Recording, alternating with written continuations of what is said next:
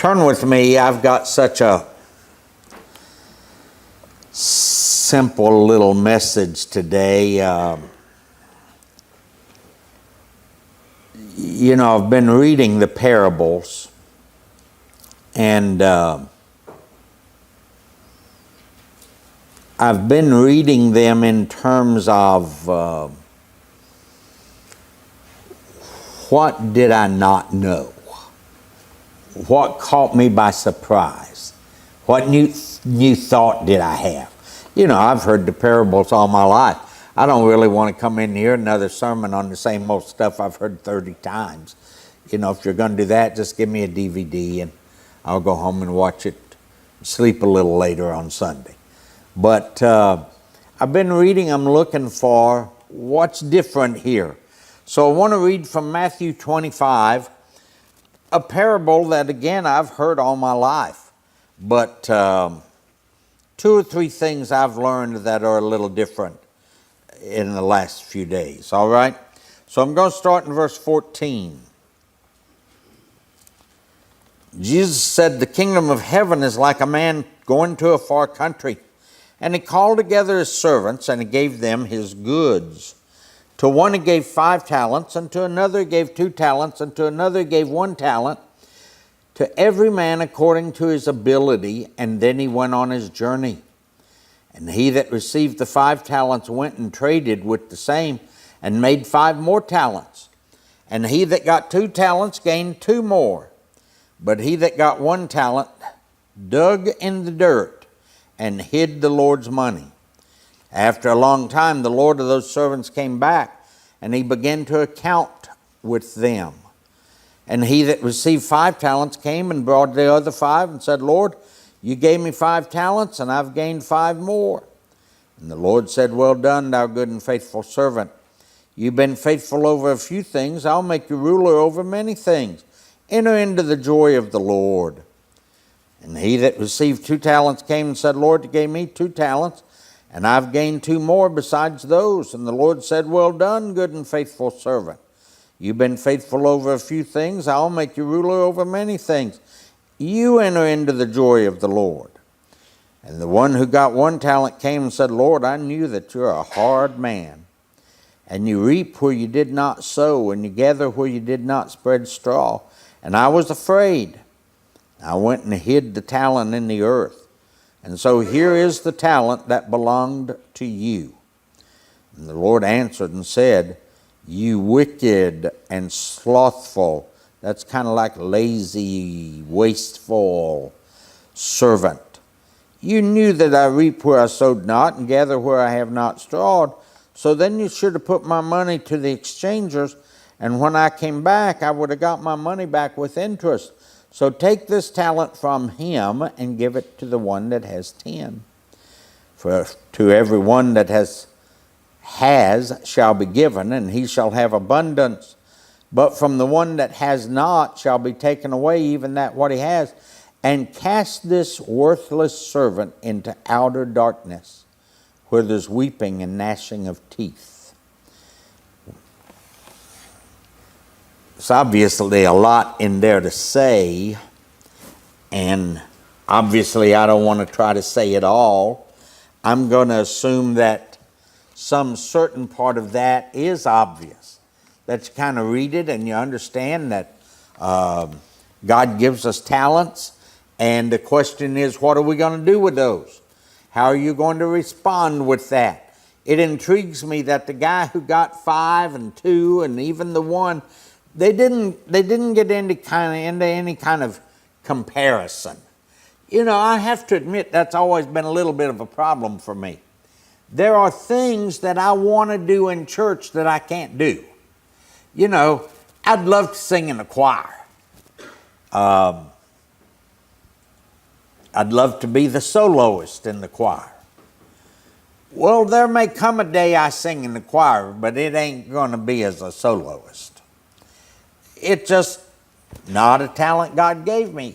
Maybe you can train those things. I don't know. When I was 9, 10, or 11, I took piano lessons. I'd like to be able to play the piano in church. I wish I could sit down and play a couple of hymns and we'd just all play along. Joe would play the drums, David would strum the guitar. We'd just have a little ragtime band and we'd come to church and have a little hoedown. You know, I'll just tell you, and you won't like this, I'm sure, because we're Baptist. But I kept thinking when Tim was playing the music yesterday, that was good music. You know, I'd like for us, I'd like at 2 o'clock we'd have a dance line. At 3 o'clock we'd have another dance line. And can you imagine all those little 6-year-olds watching the old people get up and dance? But here's the problem. I can't dance. Never could.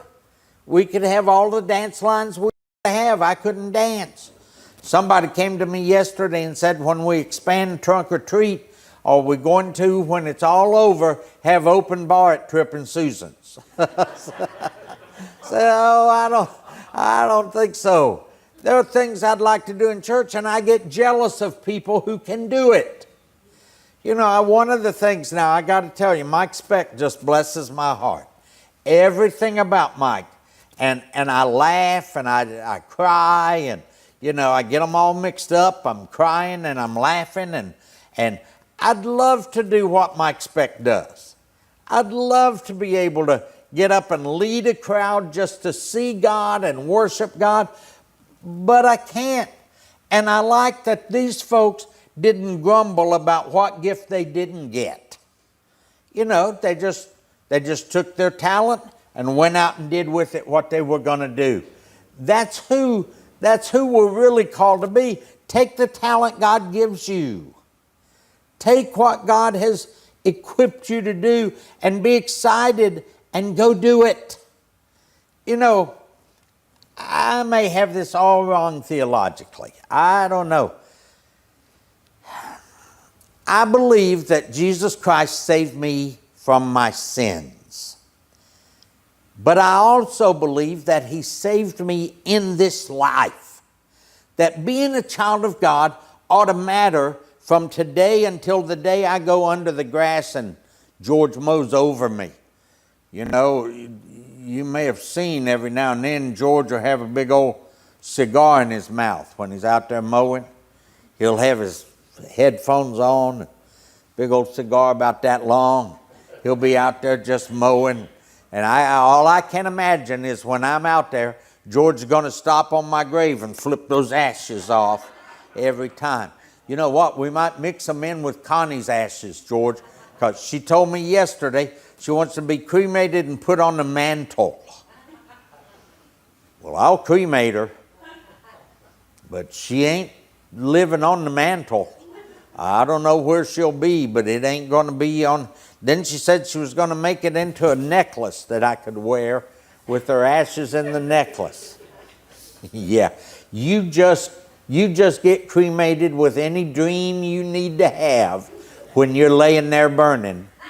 I'll be deciding what happens to those ashes if you go first, which, you know, men typically go first because we are under so much more stress than the women are. We usually die first.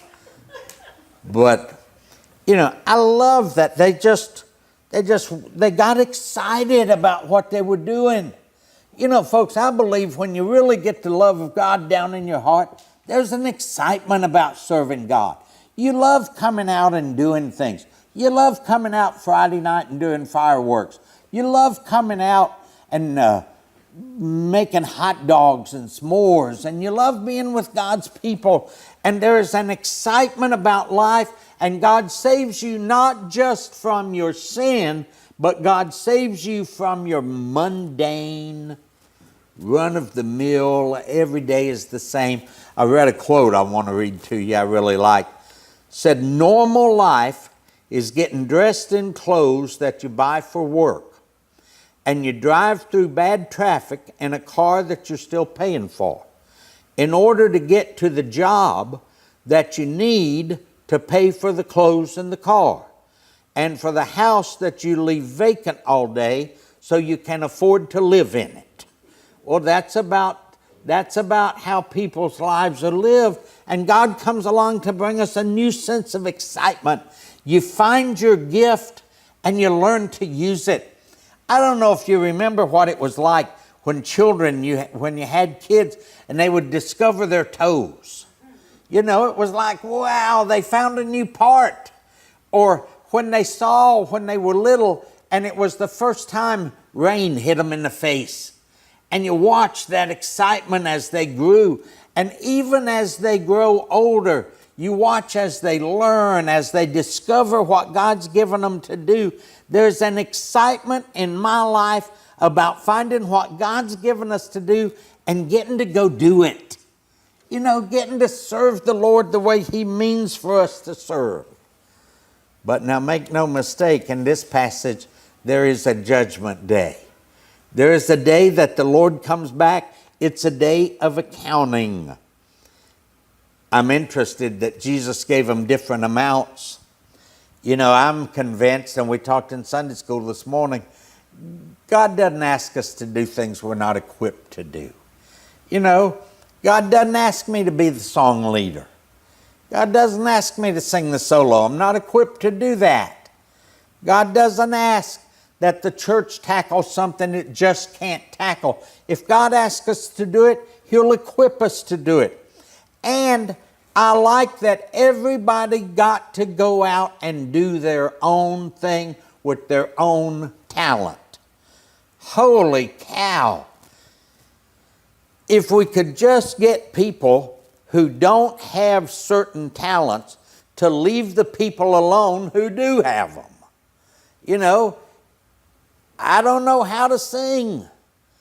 I can't take the praise band aside and say, oh, you need to do this. I might tell them what I would like and all that, but I can't go to Joe and Chance and say, do you know you were flat on this note? I can't do that. By the way, one of my favorite things last week, what was the girl's name? Melina, yeah. I've known Mike Speck for 25 years. I've watched him sing hundreds of times. He's very professional. He's actually, in real life, he's a perfectionist. And on that song they messed up so bad, Melina sat there and said, you know, I never could find my part. And Mike, in typical Mike fashion, Mike turned to her and said, in 4 minutes you couldn't find your part? And I thought, yep, that's the Mike Speck I know. And then Melina turned back to him and said, I think that's because you were on it for all 4 minutes. Yeah, see, she can have that criticism. I can't. There's I don't know if it was a Facebook post that went around some time ago that ended by saying something like, you worry about yourself. That's kind of the sense that this passage brings into our lives. Everybody got different gifts. Let them do their gift and you do your gift. Don't worry about telling them how to do their gift. You know, just focus on and concentrate on what God's brought to your life. Notice, though, that this third servant was different. This third servant didn't understand his talent. Didn't do anything with his talent. Didn't have one bit of use for it. In fact, it interests me a lot that when the Lord came back, the third servant said, it's your fault. Said, I didn't go and do anything with this talent because I knew you were a hard man and I was afraid of you. And I went and dug in the dirt and hid the talent. Now just think for a minute of God giving a Christian person a talent and that person saying, well, God, I knew you were hard, so I didn't do anything with that talent. I just hid it. And the scripture says literally when the Lord comes back, He says, you've been worthless. He told the first two, well done, thou good and faithful servant. It'd be funny, we'd put on a stone out in the back. You know, there's 1 out of 5 says, well done, thou good and faithful servant. You know, it's one of the passages we'd put on somebody's stone, goodbye, thou worthless servant. The Lord said, that he was worthless, that he accomplished nothing. Can you imagine? What a horrible thing to have said when it's all said and done. But there you are with the Lord coming back and accounting. What are you going to say you did with your talent when he comes back? You're going to say you did something with it, or you're going to say you buried it in the sand? But now let me talk to you about 2 things or 3 things I learned from this passage that were new to me. It might be illustrated. Do you know the story? There's a story floats around called The Seed. It's a short story. A guy named Jim is the vice president of the corporation. The president, the CEO, calls the 5 vice presidents together one day and says, now I'm getting ready to retire, and one of you 5 is going to be the new CEO. And I'm going to give you all this seed, and you take it home and you nurse it. You do the best with it you know how to do. You bring it back here in a year, and I'll decide who's going to be the new CEO. So they all take it home. Jim goes home, starts watering his seed. Nothing happens. Goes out to the hardware store, gets some fertilizer, puts fertilizer on it, waters it again. Nothing happens. He tries to grow that seed for a solid year. Nothing ever happens. So he decides when the day comes that the CEO is going to decide, Jim's decision is, I'm not even taking my pot back. My pot ain't got nothing but dirt in it. There's no seed, there's no production, there's no nothing. But his wife tells him, well, you got to take it back. So he gets back, and the 4 guys in front of him have got big old pots with big old flowers like this. They're just out everywhere. They're looking terrific. And the CEO stops and says, hey, Jim, come up here. And he says, what you guys don't know is I gave all 5 of you dead seeds last year. I want to see which one of you had enough integrity to come to me at the end of the year and say, I couldn't do anything with my seed. And so it's a test here of, do your actions match your words? Do you just talk about growth? Do you just talk about serving God? Or do your actions, integrity by definition is when your actions are the same as your words. So that said, there's a thing or 2 here I want to point out. I want you to notice, if Jesus said the kingdom of heaven is like this, I want you to notice that everybody in the kingdom got a talent. It means everybody matters. It's important to us when you bring your talent to the Lord. It's important to the kingdom. It's important to the body. I'm not sure what yours is, but you need to find it and you need to invest it. Don't just let it lie dormant. Don't just let it lay like it's a dead seed. Everybody got a gift. Think about it. It means you're here on purpose. It means that the couple that sat right back here last week and said, we're coming to church here. This is going to be our church. It means that if they come, God brought them on purpose. They didn't just happen to wander by and say, oh, it's pretty and it's got a nice yard and I like the flowers out in the islands. It means God brought them here. It matters that the body is put together. I've discovered, and I've told you before, you discover in your life that every part of your body matters. I told you, and I sound like such a whiner when I say it. But somehow in all my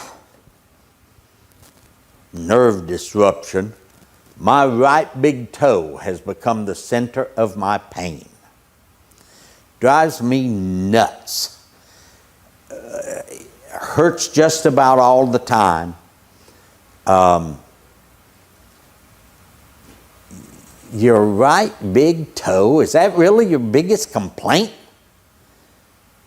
But it matters to me.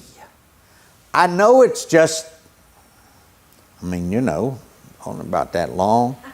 But it hurts. And it hurts every day. And so it matters, which means that every part of my body matters to me. I sound vain. You wouldn't think that 70 years old, oh, sorry, Christy, I don't mean to mention age today. You wouldn't think that 70 years old and vanity would go in the same sentence. But they do. I don't like being bald-headed. No offense, Edgar.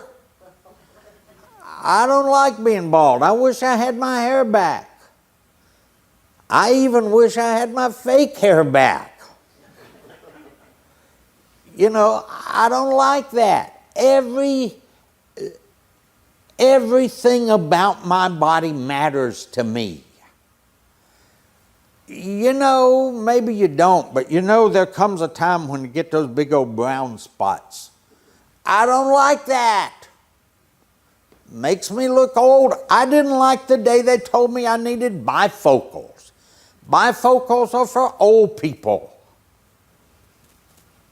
And they said, well, we'll get you some without a line. Well, big deal. They're still bifocals. I didn't like that.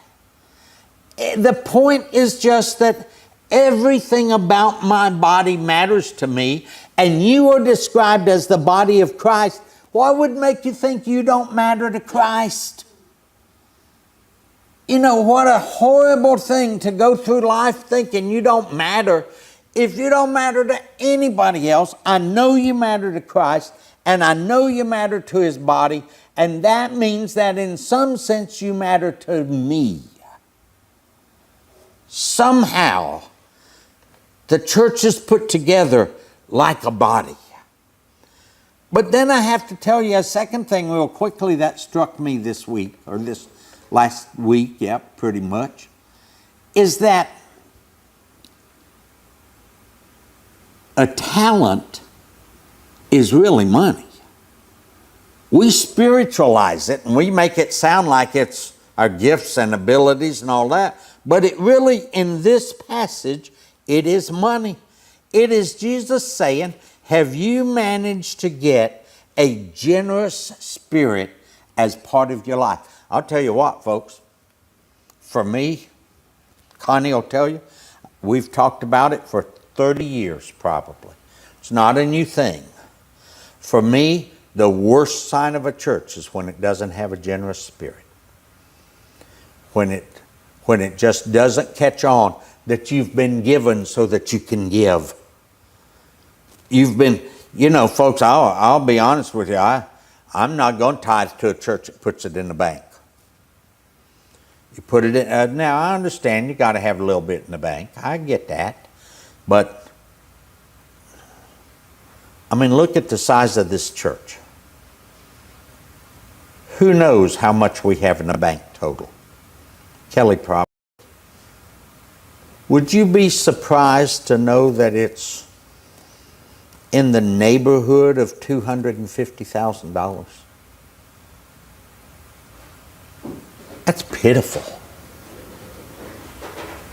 $250,000 for what?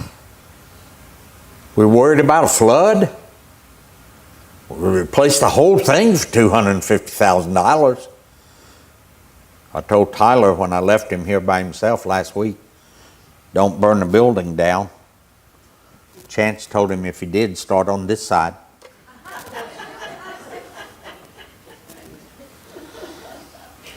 You know, folks, a church, a Christian, needs a generous spirit.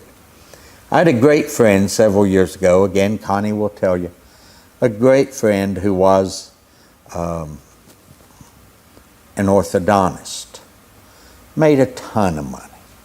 Made money he didn't even know how to spend. But if you talked about, Father, receive this. But if you talked about money, man, he wouldn't give $5. When Mike Speck came through here, he wouldn't give $5 in a love offering. He'd go out and make $20,000 a week. You know, the orthodontist yesterday told me if I'd come in, she'd do me a crown. She said, take me about 2 hours, cost you $1,100. And I thought, so that's $550 an hour, woman. That's a lot. That's a lot. You know, one of the signs, I believe this parable teaches us, one of the signs of closeness to God is a generous spirit. Do you know that a talent was more than a lifetime of wages? More than you could earn in a year. In a lifetime. And that's what God's given. And so I want to just close with this last thing that I've learned. I've learned everybody got a gift. I've learned we need a generous spirit in the kingdom of God. And the last thing I just want to mention, I can't believe He gave me a gift. I can't believe He saved me and then He gave me a gift. Man, I was happy just to get saved. You know, just save my soul. Let me not worry about being cast into fire and brimstone. And then of all things, He gave me a gift.